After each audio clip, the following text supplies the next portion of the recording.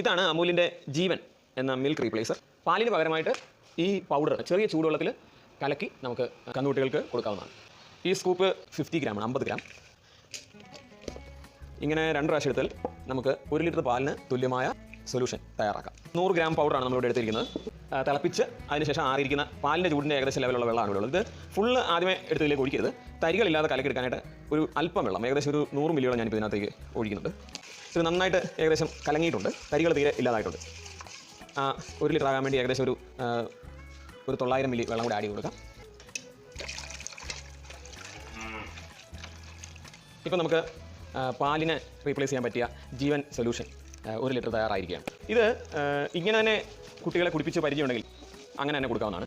തീരെ ചെറിയ കന്നുകുട്ടികളാണെങ്കിൽ ഇതുപോലെയുള്ള ബോട്ടിലിൽ നമ്മൾ കറന്നു കൊടുത്തിട്ട് പരിശീലിപ്പിച്ചിട്ടുണ്ടെങ്കിൽ ഈ സൊല്യൂഷനും ഇതേപോലെ തന്നെ ഈ ഫീഡിംഗ് ബോട്ടിലിൽ ഒഴിച്ചിട്ട് കൊടുക്കുകയാണെങ്കിൽ കൂടുതൽ നല്ലതായിരിക്കും.